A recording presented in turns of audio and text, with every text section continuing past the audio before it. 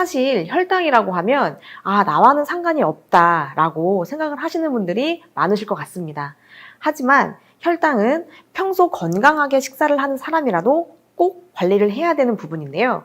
왜 중요한 것인지 이번 강의를 통해서 말씀드리도록 하겠습니다.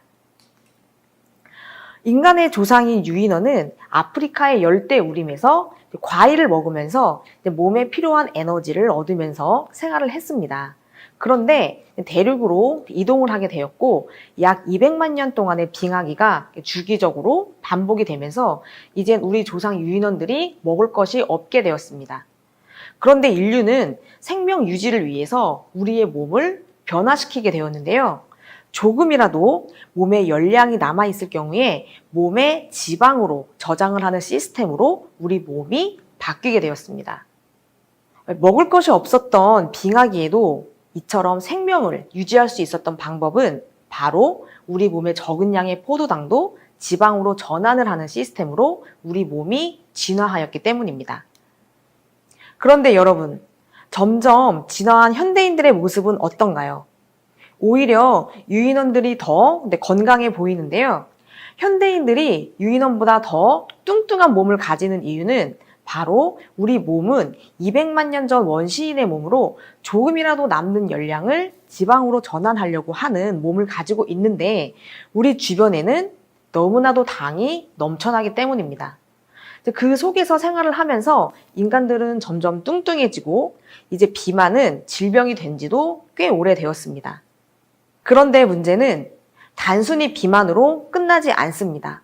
미국에서는 비만의 원인을 지방이라고 생각했었습니다. 그래서 지방을 줄이는 데 노력했지만 비만이 줄지는 않았습니다. 그 이유는 바로 설탕, 당이었기 때문입니다. 여러분들께서 당이라고 하면 달콤한 설탕을 떠올리시겠지만 설탕은 과당과 포도당으로 이루어져 있는데요. 여러분들이 평소에 드시는 밥, 빵, 면도 모두 당으로 이루어져 있는데요. 설탕은 과당과 포도당으로 이루어져 있습니다. 그런데 이 외에 탄수화물 식품들도 섭취하게 되면 모두 마지막에는 포도당, 당으로 분해가 됩니다. 따라서 설탕도 당이고 우리가 평소에 먹는 밥, 빵, 면도 모두 당이라는 사실입니다. 여러분들께서 혹시 배가 고프시면 제일 먼저 드시는 음식이 무엇인가요? 아마 대부분이 탄수화물 음식을 드실 텐데요. 그 이유는 가장 쉽게 선택을 할 수 있는 식품이기 때문입니다.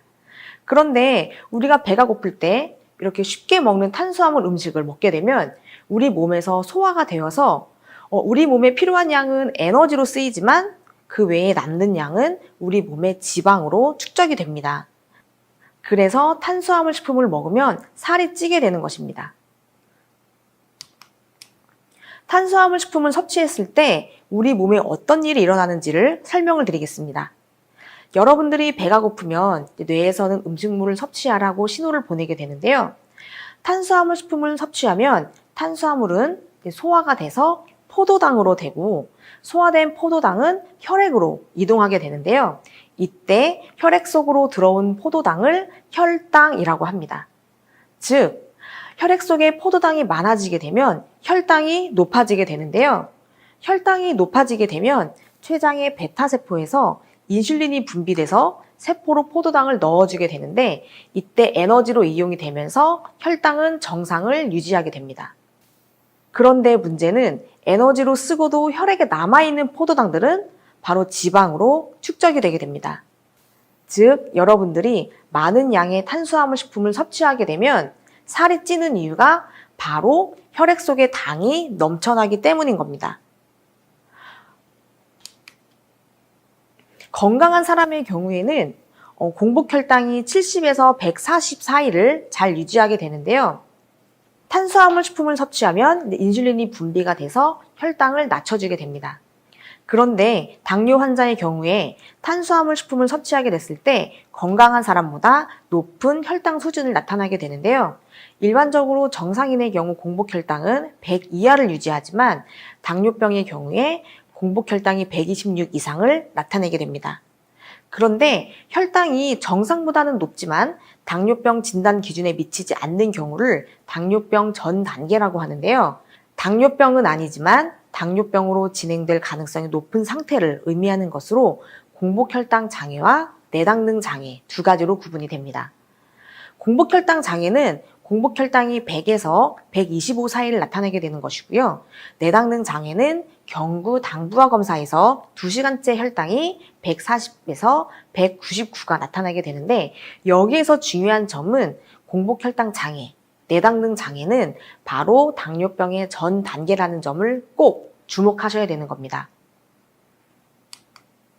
요즘은 탄수화물이 넘쳐나는 세상입니다. 여러분들께서 오늘 하루 먹었던 음식을 나열을 해본다면 아마 대부분이 탄수화물 식품이지 않을까 싶은데요. 탄수화물을 과도하게 섭취하면 어떤 문제들이 발생할까요? 탄수화물을 섭취하면 혈당이 상승을 하면서 혈당을 낮추기 위해 인슐린이 분비가 되는데요. 탄수화물을 계속 섭취하게 되면 혈액 속에는 혈당이 남아도는 상태가 되기 때문에 더 이상 에너지로 사용이 되지 않고 지방으로 전환이 되게 됩니다. 그 결과 비만을 유발을 하게 되는데요. 문제는 바로 인슐린 저항성이 생긴다는 겁니다.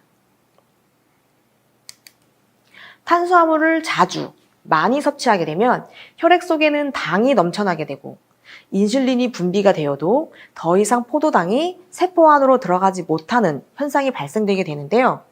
인슐린이 더 이상 반응하지 않는 상태를 인슐린 저항성이라고 합니다. 우리 몸이 인슐린이 분비가 돼도 포도당은 세포 안으로 들어가지 못하고 혈당은 높고, 그 결과 우리 몸은 더 많은 인슐린을 요구하는 악순환이 발생하게 됩니다.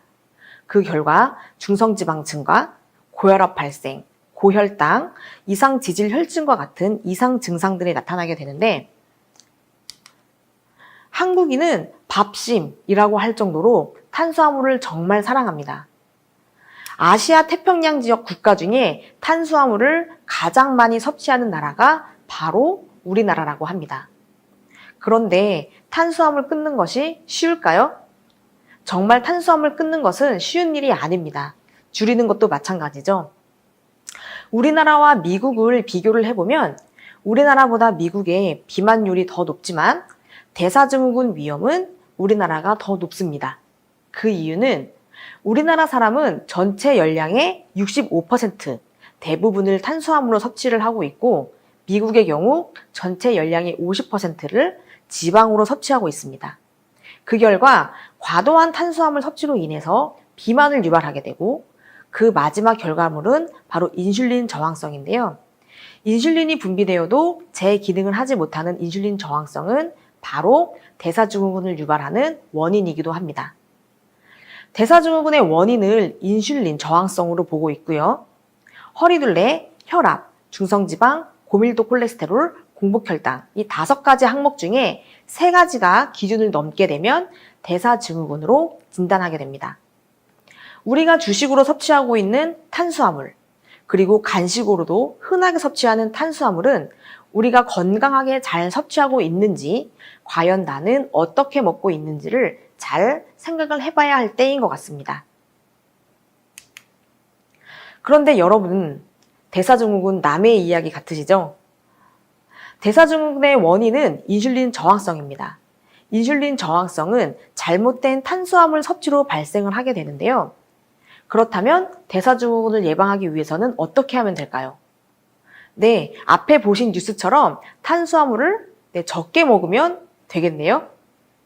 그런데 말처럼 쉽지가 않습니다. 왜냐하면 우리가 배고플 때 가장 쉽고 가장 간편하게, 그리고 한국인의 주식이 바로 탄수화물 식품이기 때문입니다.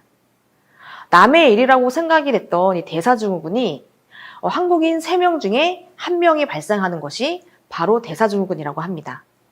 대사증후군은 초기에는 이상이 없을 수 있지만 오랜 시간 지속되다가 보면은 건강에 이상을 초래할 수가 있고요.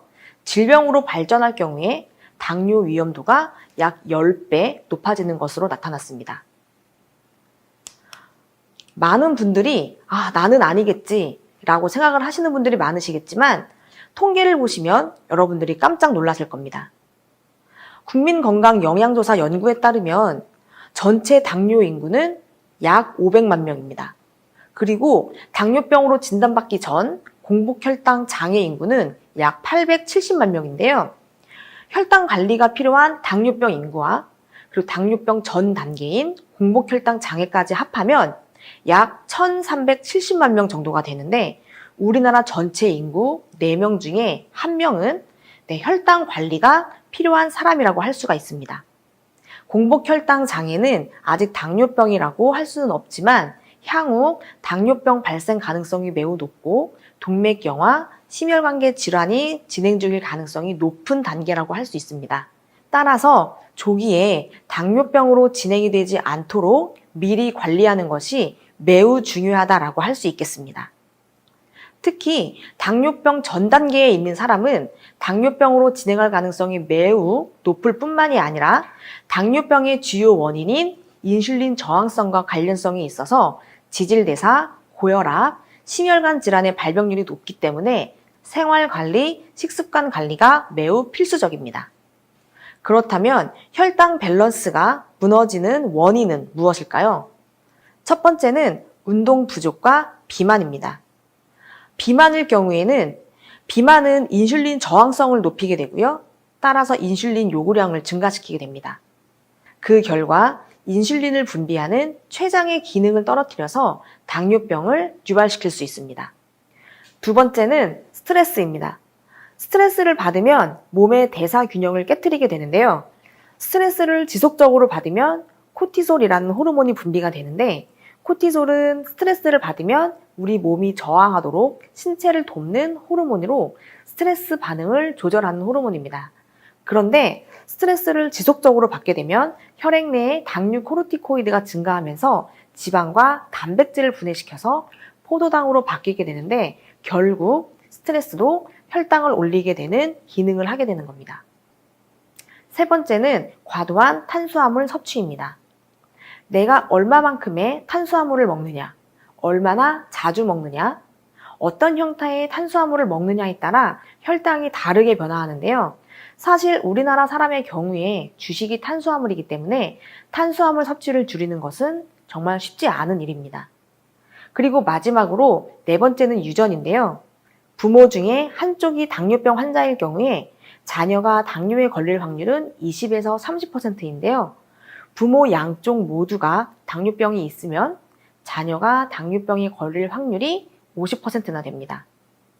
혈당 조절이 잘 되지 않는 것의 원인, 여러분들께서 잘 네 가지를 보시게 되면 모든 병의 원인이겠지만 바로 생활습관, 식습관과 매우 많은 관련성이 있다는 것을 확인하실 수가 있습니다.